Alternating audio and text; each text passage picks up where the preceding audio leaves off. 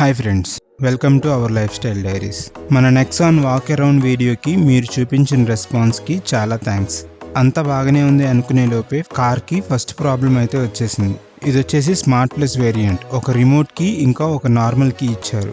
ఇక్కడ మన ఎదురుగా కార్ పార్క్ చేసి ఉంది కదా, ఇది నిన్న నైట్ పార్క్ చేసి పెట్టాను.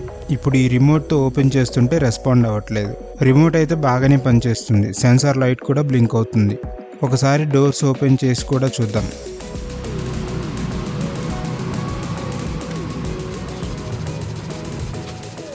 చూసారా, కార్ అన్లాక్ అవ్వలేదు, డోర్స్ కూడా ఓపెన్ అవ్వట్లేదు.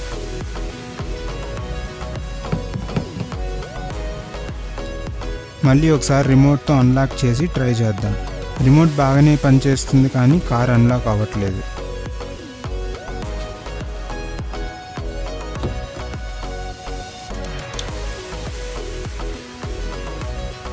అదే కీని ఇన్సర్ట్ చేసి అన్లాక్ చేస్తే ఓపెన్ అవుతుంది. ఇప్పుడు అన్లాక్ అవుతుంది, చూసారా.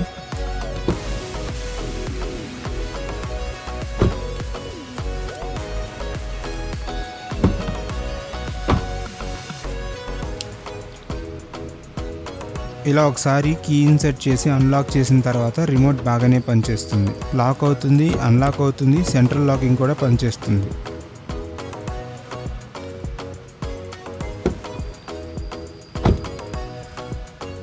షార్ట్గా ప్రాబ్లం ఏంటంటే, కార్ లాక్ చేసి ఒక 30 మినిట్స్ తర్వాత రిమోట్తో అన్లాక్ చేస్తే అన్లాక్ అవ్వట్లేదు. కీ ఇన్సర్ట్ చేసి ఓపెన్ చేశాక రిమోట్ మామూలుగానే పనిచేస్తుంది. షోరూమ్కి తీసుకెళ్ళి చూపిస్తే వాళ్ళకి నేను చెప్పిన ప్రాబ్లమే అర్థం అవ్వట్లేదు.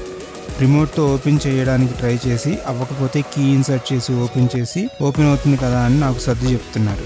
సరిగా చూడండి అని ఒక 30 మినిట్స్ స్పెండ్ చేసి ప్రాబ్లం ఎక్స్ప్లెయిన్ చేస్తే రిమోట్లో బ్యాటరీ అయిపోయిందని చెప్పి బ్యాటరీ చేంజ్ చేసి ఇచ్చారు.